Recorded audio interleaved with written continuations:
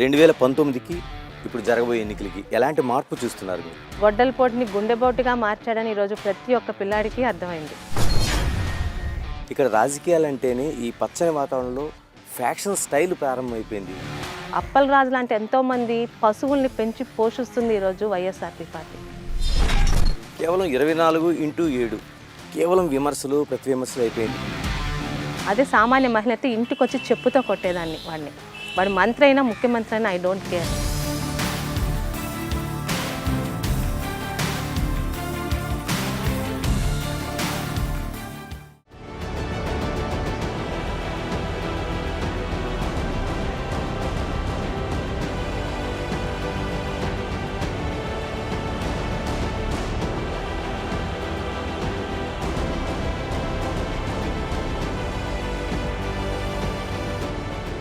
పలాస పేరు వినగానే క్యాష్యూనట్ అంటే జీడిపప్పు గుర్తొస్తుంది. కానీ ఇప్పుడు అది కాదు, వాడి వేడి రాజకీయాలు మనకు గుర్తొస్తాయి. ఉత్తరాంధ్ర రాజకీయాలని గౌతు లచ్చన్న గారి పేరు స్మరించకుండా మనం మాట్లాడుకోలేం. అలాంటి గౌతు లచ్చన్న గారి వారసురాలు శిరీష మన ముందున్నారు. మరోవైపు ఆమెకు అభిమానులు ముద్దుగా పిలుచుకునే పేరు సిక్కోలు శివంగి. శిరీష గారు నమస్తే. నమస్తే అండి. ఎలా ఉన్నారు? ఎలా జరుగుతుంది ప్రచారం? బాగుందండి. 2024 will be a real fight. Democracy ఉండాలా వద్దా, ఆంధ్ర రాష్ట్రం బ్రతికుండాలా వద్దా, రాజధాని ఎలాగో లేదు ఉన్న రాష్ట్రం కూడా పోవాలా వద్దా అన్న నిర్ణయం ఈరోజు ఆంధ్ర రాష్ట్రం గురించి ఆలోచించే ప్రతి ఒక్క ఓటర్ చేతిలో ఉంది. 2019కి ఇప్పుడు జరగబోయే ఎన్నికలకి ఎలాంటి మార్పు చూస్తున్నారు మీరు? 2019లో ఒక ఛాన్స్ ఇస్తే ఏం పోయిందిలే అని ఇచ్చారు. జగన్మోహన్ రెడ్డి ఒక జైలుకి వెళ్ళి వచ్చిన నేరస్తుడనే చూశారు తప్పితే బాబాయ్ గారి గొడ్డలపోటుని గుండెపోటుగా మార్చాడని ఈరోజు ప్రతి ఒక్క పిల్లాడికి అర్థమైంది. అలాంటి వ్యక్తికి ఇచ్చి ఏం నష్టపోయారో ఒక ప్రజా వేదిక ధ్వంసం నుంచి చూస్తున్నారు. ఈర్ష్య అసూయలతో తన పర్సనల్ ఎజెండానే ఈరోజు ప్రభుత్వ ఎజెండాగా మార్చి తెలుతున్న ఒక వ్యక్తి చేతిలో ఆంధ్ర రాష్ట్రం ఎలా నష్టపోతుందో మేధావులనే ప్రతి ఒక్కరికి రాష్ట్రం గురించి ఆలోచించే వాళ్ళకి అర్థమవుతుంది. ఈ 5 సంవత్సరాలుగా ప్రతిపక్షాలని ఒక విధంగా చావు భయంతో వెంటాడి ఎవరి మీద ఎప్పుడు ఏ కేసులు పెడతారో, తప్పు చేయకపోయినా మూలనున్న ముసలమ్మను కూడా తీసుకెళ్ళి 307 అటెంప్ట్ మర్డర్ కేసు పెట్టే ఎన్నో కేసులు కూడా చూసాం. ఈరోజు ఆంధ్ర రాష్ట్రం తాలూకా ఉనికిని ఉంటుందా పోతుందా అని నిర్ణయించే ఎన్నికలు. నేను సూటిగా అడగదలుచుకుంది ఏంటంటే, పలాస అంటే ఒక పచ్చని వాతావరణంతో మనకి ప్రశాంతంగా కనిపించే అది అంటే గౌతు లచ్చన్న గారికి ముందు తరం కానీ తర్వాత తరం కావచ్చు. ఇలాంటి వాతావరణంలో ఇక్కడ రాజకీయాలంటేనే ఈ పచ్చని వాతావరణంలో ఫ్యాక్షన్ స్టైల్ ప్రారంభమైపోయింది. మీరు ఏమంటారు? అసలు ఎందుకు ప్రారంభమైంది ఇటువంటిది? ఫ్యాక్షన్ అన్న పదం ఆడొద్దండి, అది చాలా గౌరవమైన పదం. ఎందుకంటే కక్షలు కార్పణ్యాలతో ఆ కుటుంబాన్నే ఆ 2 కుటుంబాల మధ్య ఉన్నవి. ఎందుకంటే నా తల్లిది కూడా కడప జిల్లా, అందుకే నా జిల్లాలో మా మేనమామలు అందరూ ఎలా ఉంటారో మాకు తెలుసు. ఇది ఫ్యాక్షన్ కాదు, కక్ష నీచ రాజకీయాలు. ఏ రోజైనా మీరు రాష్ట్రంలో కానీ కేంద్రంలో కానీ ఆడవాళ్ళ గురించి, వాళ్ళ DNA టెస్టుల గురించి, వాళ్ళని ఇంత అసభ్యంగా అశ్లీలంగా తల్లి చెల్లి కూతురు లేకుండా మాట్లాడడం చూసారా? అది వైఎస్ఆర్పీ గవర్నమెంట్ వచ్చాకే కదా వచ్చింది. ఒక మాజీ ముఖ్యమంత్రి భార్య గురించి, ఆయన తల్లి వయసులో ఉన్న ఒక మహిళ గురించి పవిత్రంగా ఎంతో కోట్ల ప్రజాధనం ఖర్చు చేసి అసెంబ్లీలో కూర్చొని రాష్ట్రానికి ఏం చేయాలి, మీకు ఎన్నుకున్న ప్రజలకు ఏం చేయాలని మాట్లాడే చోట ఎవరి కొడుకు ఎవరికి పుట్టారని DNAలు మాట్లాడించే పార్టీ ఏదండి? అప్పల రాజు లాంటి ఎంతోమంది పశువుల్ని పెంచి పోషిస్తుంది ఈరోజు వైఎస్ఆర్పీ పార్టీ. ఈరోజు వాళ్ళ చెల్లెళ్ళు ఇద్దరు బయటకు వచ్చారని వైఎస్ షర్మిలారెడ్డి గారి గురించి ఆమె ఇక్కడ అడుగు పెట్టిన నుంచి వైఎస్ఆర్సీపీ సోషల్ మీడియాలో ట్రోల్ అవుతుంది చూసి మేము చాలా బెటర్ అని అనుకుంటున్నాం. జగన్మోహన్ రెడ్డి ప్రభుత్వం అనే చెప్తున్న ఈ ఆంధ్ర రాష్ట్రాల్లో అసెంబ్లీలో ఎవరు ప్రజల గురించి మాట్లాడారు? ఏమైనా చెప్పగలరా? మైక్ తీసుకుంటే బూతులు మాట్లాడు, తిట్టించుకో తప్పితే రాజకీయాలు అన్నది నీచంగా చేసేసారు ఈరోజు. ఇలాంటి టైంలో నా ఫాదర్ అంటుంటారు, రైట్ టైంలో నేను ఎగ్జిట్ అయ్యాను, వరస్ట్ టైంలో నువ్వు ఎంటర్ అయ్యావని. మామూలు అమ్మాయిని అయ్యుండి ఓటమితో వెళ్ళిపోయేదాన్నేమో, ఎందుకంటే ఓటమి ఎవరు భరించరు. అందరూ నా కుటుంబానికి నా ద్వారా మొదటి ఓటమి వచ్చింది. కానీ ఓడినా కూడా ఈ 45 సంవత్సరాల్లో ఒక ఆడపిల్లగా నేను ఏ రోజు కని విని ఎరగని తప్పుడు మాటలు అసభ్య దీంతో నా మీద మానసిక శారీరక దాడి మొదలుపెట్టారు. కనీసం నా రాజకీయ జీవితంతో నా పార్టీతో సంబంధం లేని చరిత్రలో ఒక బీసీ లీడర్గా ఒక ఉద్యమకారుడిగా శ్రీకాకుళం జిల్లాకి మొట్టమొదటి స్వతంత్ర సమరయోధుడిగా పేరు తెచ్చుకున్న సర్దార్ గౌతు లచ్చన్న గారి జీవిత చరిత్రకు కూడా మచ్చ అంటేలాగా చేశారు స్థానిక వాళ్ళకి కానీ వాళ్ళకి సహకరించిన వాళ్ళ పార్టీ వాళ్ళు కానీ. ఏమనిపిస్తుంది మ్యామ్ ఇప్పుడు అంత సెన్సిటివ్ మ్యాటర్లోకి అంటే అంతకుముందు గడప దాటి రాజకీయాలు బయట ఉండేవి. గౌతులచ్చన్ గారు కుటుంబం వాళ్ళు ఏమయ్యారంది అది కాదు అసలు. అటువంటిది ఇళ్ల లోపలికి వెళ్ళిపోయి ఒక విండోస్ తీసుకొని సోషల్ మీడియాలో ఏమనిపిస్తుంది మీలా గౌరవప్రదంగా చదువుకొని ఇళ్లలో ఉండే వాళ్ళకి? ఒక టైంలో మనకెందుకులే వదిలేద్దాం అనిపించింది. మరొక టైంలో ఇలాగే మనకెందుకులే బ్రిటిష్ వారితో గొడవలు మమ్మల్ని కాల్చి చంపేస్తారని మన పెద్దలు అనుకుంటే ఈరోజు మనం స్వతంత్ర భారతదేశంలో ఉండేవాళ్ళం. మనం పుడతామో లేని తెలియని టైంలో మన పెద్దలు మన తరాల గురించి ఆలోచించి పోరాడారు కాబట్టే ఈరోజు వరకు స్వేచ్ఛగా సురక్షంగా ఉన్నాం. ఈరోజు నేను వదిలేస్తాను కానీ రేపు ఉదయం వచ్చే ఇలాంటి గవర్నమెంటే మళ్ళీ వస్తే రేపు ఉదయం నా ముందు తరాలకి నా కూతురుకో కొడుక్కో ఆ తర్వాత తరాలకో వీళ్ళ వల్ల ఒక ఇబ్బంది కలిగితే దానికి బాధ్యులు మన తరం అవుతాం. కానీ లచ్చన్న గారి లెగసీ కంటిన్యూ అవ్వాలని ఆడపిల్లలు కూడా రావాలని ఒక బ్రాడ్ మైండ్తో చంద్రబాబు నాయుడు గారు ఒక అవకాశం ఇచ్చారు. అవకాశాన్ని ఓటమి ద్వారా అందరిలాగా వదిలేస్తే నాకు మిగతా వాళ్ళకి తేడా ఉండదు.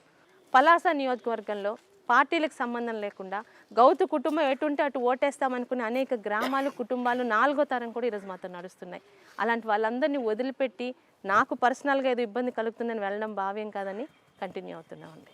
మనం పలాస నియోజకవర్గాన్ని తీసుకుంటే ఖచ్చితంగా సీదిరి అప్పలరాజు కోసం ప్రస్తావించాల్సిందే. మనం ఏంటి అంత వైరుధ్యం ఉండాల్సింది? ఇప్పుడు రాజకీయాలు గెలుపు ఓటములు సహజం, అధికారం ఏర్పాటు అధికారం లేకపోవడం ఎన్ని సహజం, అంత వైరుధ్యాలు ఎందుకు కొనసాగుతున్నాయి అసలు? విలువలు హుందాతనం లేని సునకాల్ని తీసుకొచ్చి కనకపు సింహాసనం మీద పెడితే ఉదాహరణ ఈరోజు రాష్ట్రంలోని జగన్మోహన్ రెడ్డితో పాటు ఈయన కూడా అలాంటి వాడే. మొదటిసారి గాలికి ఎగురొచ్చిన ఒక వ్యక్తి సీదిరి అప్పలరాజు గారు. ఒక డాక్టర్గా పనిచేస్తున్న వ్యక్తి నాకు ఇక్కడ కరెక్ట్గా ఎన్నికలకి 2 సంవత్సరాల ముందు ఆయనకి ఇన్ఛార్జ్ ఇచ్చారు. చాలా హుందాగా ఉంటుంది, ప్రశాంతంగా ఉంటుంది అనుకున్న నా భావాన్ని ఒక్క వారం రోజుల్లోనే ఆయన కింద పడేశారు.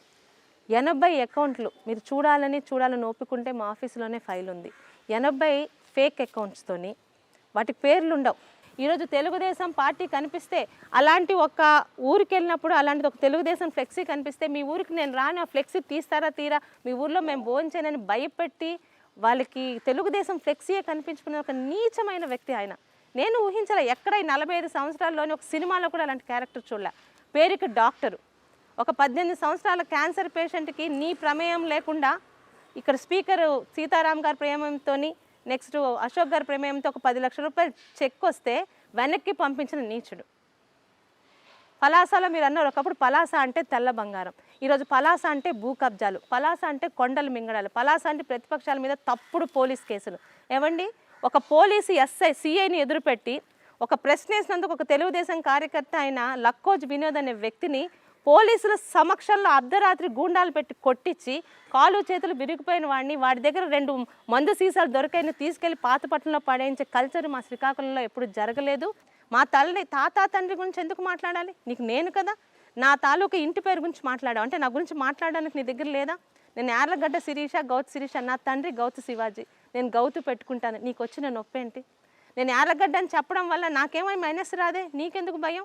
నేను కమ్మవారి కోడల్ని, నేను ఇష్టపడి కులాంతర వివాహం చేసుకున్నాను, నువ్వు చేసుకున్నావుగా, ఆయన చేసుకున్నాడు, ఆయన భార్య తల్లిదో కురం తండ్రిదో కురం, మరి ఎందుకు నా కులం గురించి మాట్లాడుతున్నావు? అంటే ఇలాంటి నీచ దిగజారుడు రాజకీయాలు ఎవరు చేస్తాడు?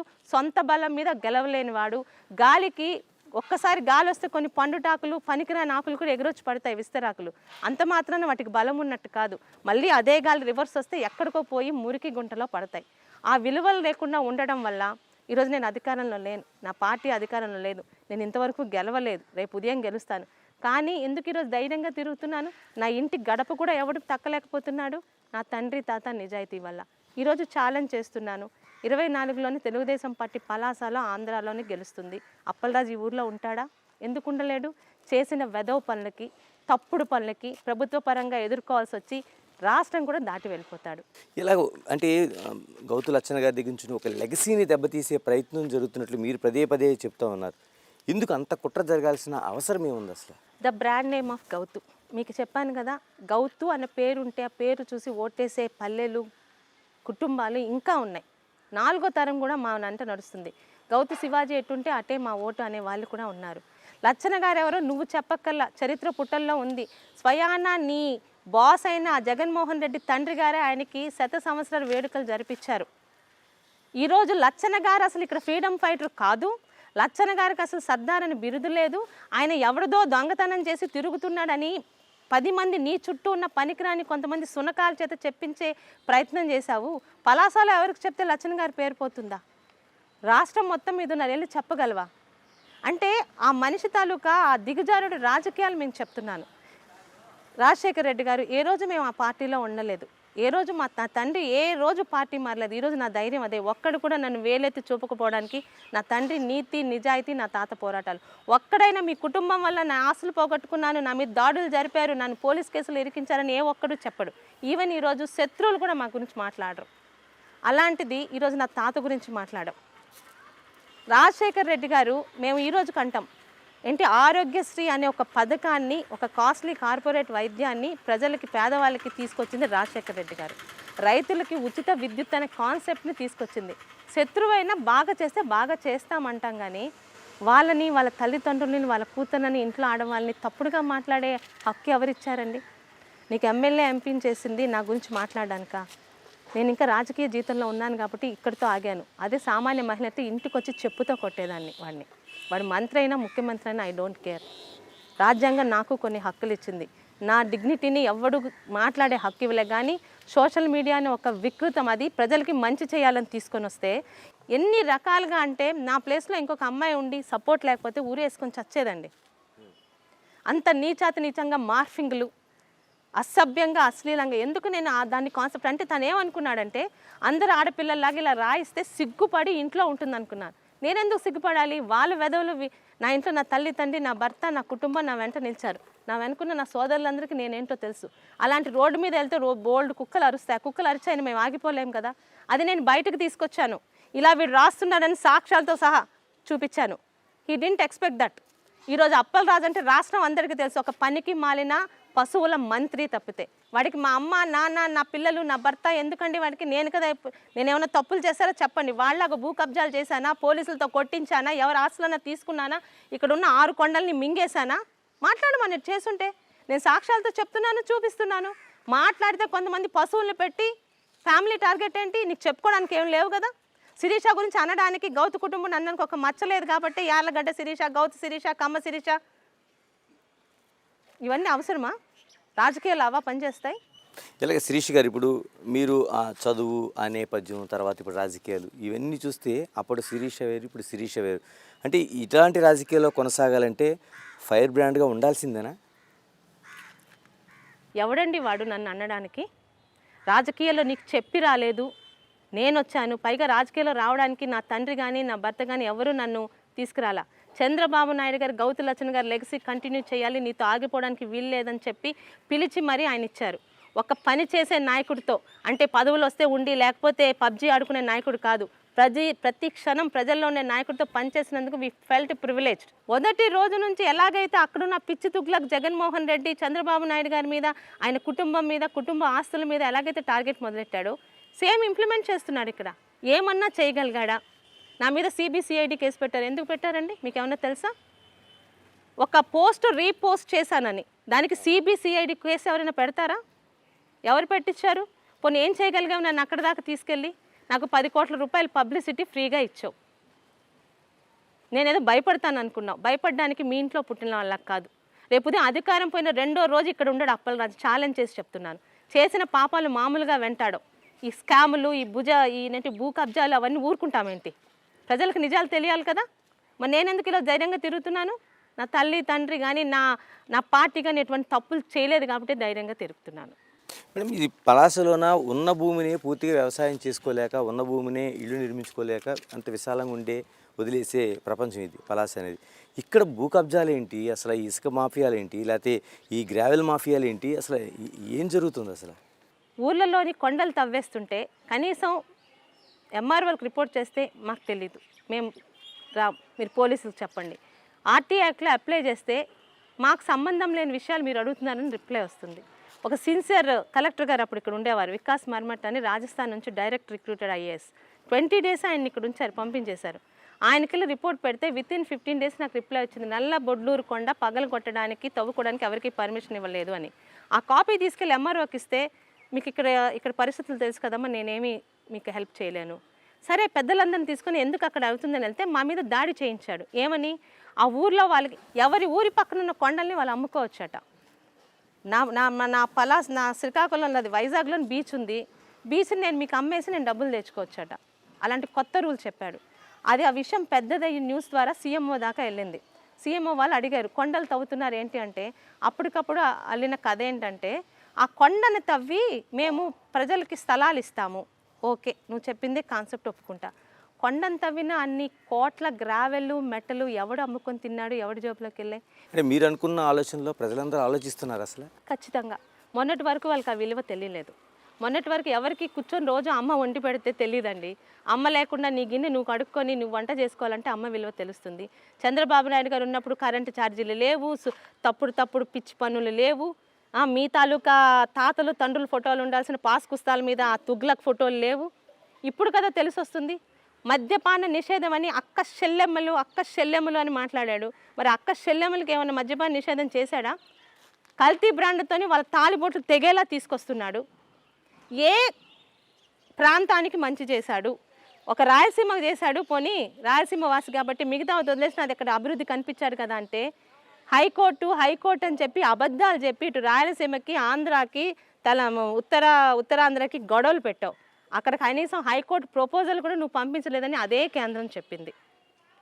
విశాఖపట్నంలో ఆర్థిక రాజధాని రుచికొండని బోర్డు కొట్టి నీకు ఒక ప్యాలెస్ కట్టుకున్నావు. నీ కర్మ కాకపోతే ఆ ప్యాలెస్కి వెళ్ళలేకుండా దిగిపోతున్నావు. అంత నష్టం చేసావు. ఎవడబ్బా సొమ్మది? విశాఖ ఉక్కు ఆంధ్రుల హక్కు మీ బాబు కట్టాడా? నువ్వు తెచ్చావా?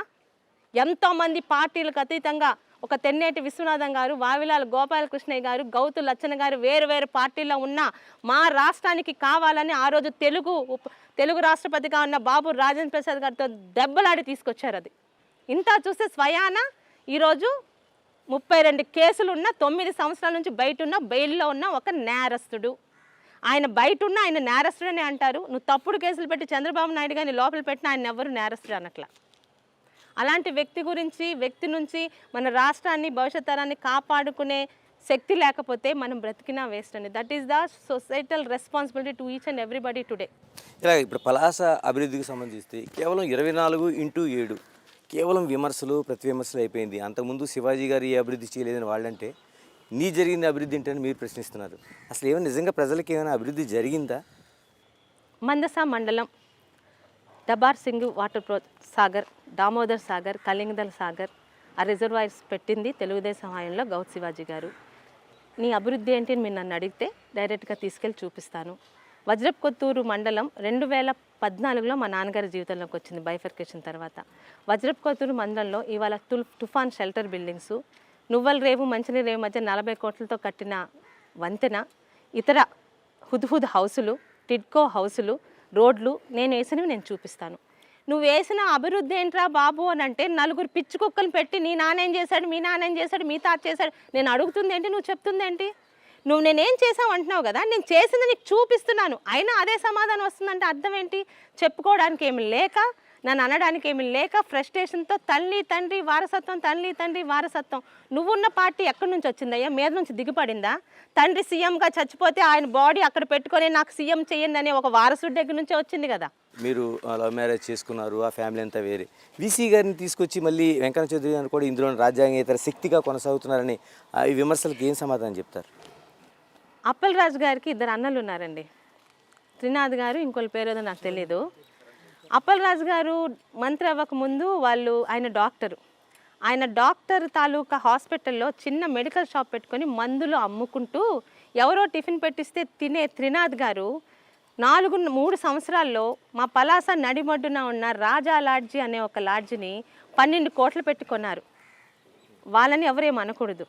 నా భర్త, నేను ఒక ఆడపిల్లని, ఈరోజు నేను ఇక్కడ ఉండి తిరుగుతున్నాను, నేను వెహికల్స్ మాట్లాడుతున్నాను, ఆఫీస్ రన్ చేస్తున్నాను, ఒక ఇల్లు కట్టుకుంటున్నామంటే ఫైనాన్స్ ఎవరు చేస్తారు? నా భర్తో, నా కొడుకో, నాకు అన్నదమ్ముడు ఉంటే వాళ్ళు, నా తండ్రో చేయాలి. My husband is doing. Shivaji గారిని అనడానికి ఏమీ లేదు, he's like a white paper. Sirisha గారిని అనడానికి అంతకన్నా లేదు. వెంకన్న చౌదరి కులం ఆయనకి శాపం అయిపోయింది. కమ్మ కులం. ఈరోజు ఎలా అయితే కమ్మ అని చంద్రబాబు నాయుడు గారిని ఆర్ఎస్ తెలుగుదేశం మీద ఒక లేనిపోని గ్లోబల్స్ ప్రచారంతో భ్రష్టు పట్టించారో, నిజం లేకపోయినా పింక్ డైమండ్ ఉంది అని అన్నది, నా భర్త నా దగ్గర కాకుండా ఎక్కడ ఉంటారండి? ఒకవేళ భర్త అక్కడుండి నేను ఎక్కడుంటే వీళ్ళు ఇంకేమంటారండి నన్ను? మరి ఈరోజు నేనేం చేశానో, నా భర్త ఏదో చేశారన్నారు కదా, వాళ్ళని కొట్టారా, వాళ్ళని తిట్టారా? ఈ పలాస చుట్టుపక్కల కనీసం గజం భూమి మా భర్త ఆక్యుపెన్సీలో ఉందో చూపించమనండి. చూపించకుండా ఇక్కడే ఉండు, నువ్వు నన్ను కొట్టావు, నువ్వు తిట్టావని అబద్ధాలు ప్రచారాలు. దానికి ఆయన జీతాలు ఇచ్చి పెట్టుకుంటాడు, 80 అకౌంట్లు నడిపిస్తాడు. ఒక్కడికి 25,000 రూపాయలు ఫోన్ ఇచ్చి నెలకి 15,000 ఇచ్చి 24 గంటలు గౌతు శిరీష, గౌతు వెంకన్న చౌదరి గురించే మాట్లాడి జనాలు నమ్మినా నమ్మకపోయినా, ఈరోజు జగన్మోహన్ రెడ్డి నాకు టీవీ లేదు, నాకు పేపర్ లేదు, నేను అనాథని, మీ బిడ్డని అని పచ్చి అబద్ధాలు నిర్లజ్జగా నిస్సిగ్గుగా ఎలా చెప్తున్నాడో అప్పలరాజు సేమ్ జెరాక్స్ కాపీ. ఇలా నియోజకవర్గానికి సంబంధించి ఇప్పుడు ఎన్నికలు జరగబోతున్నాయి. మరోవైపు జనసేనతో మీకు ఆ పొత్తు కొనసాగుతుంది. మీరు జిల్లా అధ్యక్షురాలుగా చేశారు, ఇప్పుడు రాష్ట్ర కార్యదర్శిగా కూడా కొనసాగుతున్నారు. ఎలాంటి బంధంతో కొనసాగుతున్నారు? ఏ విధంగా ఉందో? వాళ్ళిద్దరూ ఎన్నో రెట్లు మెట్లు దిగి వచ్చి ఈరోజు రాష్ట్రం గురించి, రాష్ట్రంలో ప్రజల గురించి అధికారం పక్కన పెట్టి ముందు మనం వాడిని దించాలి, అప్పుడు మన అధికారం గురించి ఆలోచిస్తామని చెప్పి వచ్చినప్పుడు కలిసికట్టుగా మన అధినేతలు ఇద్దరు తీసుకున్న దానికి మన వల్ల తూట్లు పడవకూడదు, మన సొంత నిర్ణయాలు కాదు అని ప్రతి తెలుగుదేశం జనసేన కార్యకర్త కళ్ళు మూసుకొని అధినేతలు చెప్పింది చేస్తేనే చాలా ప్రశాంతంగా వెళ్తాం. ఇలా ఇప్పుడు ఈ రాజకీయంలోన షర్మిల ఇప్పుడు కాంగ్రెస్ పార్టీ అధ్యక్షురాలుగా ప్రయాణం చేస్తుంది. ఏంటి, ఏ విధంగా అనుకుంటున్నా, అంటే ఎవరికి లాభం, ఎవరికి నష్టం? లాభ నష్టాలు తెలియదు కానీ అండి, రాజకీయాల్లో సరే ఎంత మాట మీద నిల్చోకపోయినా జనాలు అడిగే వాటికి సమాధానం చెప్పే స్టేజ్లో ఉండాలి. నిన్నటి వరకు తెలంగాణ కోడల్ని, తెలంగాణ కూతుర్ని ఆ పాదాల మీద నడిచే యాత్ర అని ఏ రేవంత్ రెడ్డి గారిని అయితే తిట్టారో, ఎన్నికల్లో కనీసం ఆమెను నమ్ముకున్న వాళ్ళకి అక్కడ టిక్కెట్లు ఇవ్వకుండా పారిపోయారు. ఓకే, ఇప్పుడు కాంగ్రెస్ పార్టీ ఇక్కడ పెట్టింది, తప్పులేదు. కానీ నిజంగా ఆమె అన్న మీద కానీ ఆమె గురి పెడుతున్న బాణాలు నిజమే అయితే ఆమెని ఒక రాజకీయ నాయకురాలుగా వెళ్ళొచ్చు. కానీ రేపు ఉదయం మళ్ళీ నిన్నటి వరకు అక్కడ వేరువేరుగా ఉండి మళ్ళీ కలిసిపోయి ఇక్కడికి వచ్చిన ఆమె రేపు ఉదయం ఏం చేస్తుందో తెలియదు. 2, తెలంగాణకి ఆంధ్రాకి చాలా తేడా ఉంది. తెలంగాణలో మొన్న కాంగ్రెస్ గెలిచిందంటే 3 కారణాలు. 1, కేసీఆర్ గారి కుటుంబ పెత్తనం మీద చాలా విరక్తితో జనాలు పక్కకు వచ్చారు. 2, ఇప్పుడైనా కాకుండా 10 సంవత్సరాల క్రితమైనా తెలంగాణ ఇచ్చింది కాంగ్రెస్ పార్టీ అనే ఒక సెన్సిటివ్ పాయింట్. అన్నిటికన్నా strong point Revanth Reddy. Without Revanth Reddy that victory will not be possible. But ఆంధ్రాలో దానికి రివర్స్. ఆంధ్రాని విడదీసిందే కాంగ్రెస్. గతం కన్నా 1-2 ఓట్లు ఎక్కువ వస్తాయేమో కానీ ఎక్కడ ఎన్నికల్లో గెలిచే ప్రసక్తి లేదు. ఇప్పుడు 2019 తర్వాత మీకు ఎటువంటి ఆశ కనిపిస్తుంది ఇప్పుడు ఎన్నికల్లో? ఆశ అంటే పర్సనల్గా ఏదో ఆశతో రాలేదు. ఎన్ని సంక్షేమ పథకాలు చేసినా రాష్ట్రానికి ఇంకా కొన్ని మిగిలిపోతూనే ఉంటాయి. అలాగే పలాసలో కూడా ముఖ్యంగా మా జిల్లాకి వలసల జిల్లా అని పేరు మీ అందరికీ తెలుసు. ఎందుకంటే ఇక్కడ చుట్టుపక్కల ఎన్విరాన్మెంట్ బాలాగా ఇక్కడ కంపెనీలు రావు. కంపెనీలు వచ్చిన రకరకాల కారణాల వల్ల మా వాళ్ళే పంపించేస్తారు. ఇక్కడ ప్రాసెసింగ్ యూనిట్ రావాలి, అక్వా మెరైన్ ప్రాసెసింగ్ యూనిట్లు. అంతేగాని హార్బర్ని తెస్తాం, షిప్ తెస్తాం, హార్బర్ అని చెప్పి అక్కడ ఒక శంకుస్థాపన వేసి వదిలేశారు. మా జిల్లాలో ప్రతి ఇంటికి ఖచ్చితంగా డిఫెన్స్లో పనిచేసే వాళ్ళు ఉంటారు. వాళ్ళ డిఫెన్స్ కోర్సుల గురించి వైజాగ్ వెళ్తారు లేదా హైదరాబాద్ వెళ్తారు. చంద్రబాబు నాయుడు గారితో మాట్లాడి ఒక డిఫెన్స్ ట్రైనింగ్ సెంటర్ పలాసలో ఆర్ఎల్ శ్రీకాకుళం జిల్లాలో పెట్టబెడితే వీళ్ళు దూరంగా వెళ్ళరు. జీడిపప్పు అంటే కేర్ ఆఫ్ పలాస జీడిపప్పుకి ఇంటర్నేషనల్గా ఒకటి ఉంది. కానీ రకరకాల కారణాల వల్ల 2019 వరకు ఒక పిక్కల బస్తా 14,000 అడిగిన పిక్కల బస్తా ఈరోజు 6,000కి 8,000కి పడిపోయింది. మరి ఒక్క ఛాన్స్ ఇచ్చినా వాళ్ళెవరు దాన్ని పట్టించుకోవట్లేదు. రైతులు ఏడుస్తున్నారు. అలాగే నాన్ కమర్షియల్ క్రాప్స్కి ఖచ్చితంగా మినిమం సపోర్ట్ ప్రైస్ కల్పించాలి. దాని ద్వారా వాళ్ళు వెలసలెళ్ళరు. ఆ తాలూకా ఇండస్ట్రీ బాగుంటే ఆ క్యాష్యూ అండ్ కోకోనట్ ఇండస్ట్రీకి ఇక్కడే రీసెర్చ్ సెంటర్లు పెట్టగలగాలి. ఎందుకంటే నాట్ ఓన్లీ పలాస, ఉద్దానం అంటే ఇటు ఇచ్చాపురం, పలాస 2 నియోజకవర్గాల్లో యువతకి కనీసం 5,000 ఉద్యోగాలు దొరుకుతాయి. ఫైనల్గా ఆఫ్ షోర్ శివాజీ గారు దాదాపు 40% కంప్లీట్ చేసి ఆఫ్ షోర్ నిర్వాసితులందరికీ ఇక్కడ కాలనీ కట్టి ఇచ్చాకే పని మొదలుపెట్టిన ఆఫ్ షోర్ పూర్తి చేస్తే వంశధార ఎడవకాలం నీళ్లు మాకు అవసరం లేదు. ఎవరి దయాదక్షణ మీద ఇంకొక 15-20 సంవత్సరాలు పాతపట్నం కానీ పలాస కానీ ఒక మండలం ఆఫ్ టెక్కలు కానీ బాధపడక్కర్లే. ముఖ్యంగా మున్సిపాలిటీలో తాగునీరుకి ఇబ్బందే ఉండదు. ఈ 5-6 టార్గెట్స్తో ఐఎమ్ ప్రొసీడింగ్. చివరిగా చెప్పండి శిరీష్ గారు, అంటే గ్రూప్ వన్లోన ప్రిలిమ్స్ వరకు వెళ్ళి కేవలం పిల్లల కోసం వెనక్కి వెళ్ళిపోయిన అంత సెన్సిటివ్ మెంటాలిటీ మీది. ఇప్పుడు ఈ సోషల్ మీడియాలో ప్రచారం, బయటికి తీసుకురావడం, లేనిపోయిన అబండాలు, నిందలు ఇన్ని చూసిన తర్వాత ఒక్కసారైనా వెనక్కి వెళ్ళిపోనిపించిందా పార్టీ నుంచి? మొదట్లో అనిపించిందండి, నా తాత జోలికి రాకముందు హ్యాపీగా ఇంట్లో ఉండేదాన్ని. సంవత్సరంకి ఒకసారి చెల్లి దగ్గరికి అమెరికా వెళ్ళేది, తిరుక్కొని వచ్చేదాన్ని అవసరమా అని. కానీ ఇందాక మీకు ఒక ఇష్యూ చెప్పాను కదా, ఒక 18 ఇయర్స్ పాప, వాళ్ళ ఫాదరే. వీళ్ళందరూ ఓన్లీ గౌతు కుటుంబం ఉంది, మా శిరీష్ అమ్మ ఉందని ఇక్కడ ఉంటున్నారు. So a lot of responsibility on me. So I have to live here. Thank you Sirish garu, thank you very much. All the best. ఇంకా మరింత ధైర్యంతో మీరు ముందుకి ప్రయాణించాలి. మీలాంటి మహిళలు ముందుగా ఇంకా మరింత రాజకీయాలు ఉండాలని బిగ్ టీవీ మనస్ఫూర్తిగా కోరుకుంటుంది. ఇది మనకి నేను ఎమ్మెల్యే కార్యక్రమంలో ఈరోజు పలాసలో జరిగిన కార్యక్రమం. అంటే ఒక మహిళ రాజకీయాలకు వచ్చేటప్పుడు ఆహ్వానించకపోయినా పర్లేదు, కానీ అపనిందలతో వెనకంజ వేసేలా చేయకూడదనేది స్పష్టంగా చెప్తున్నారు Sirisha. Signing off, this is Ganesh.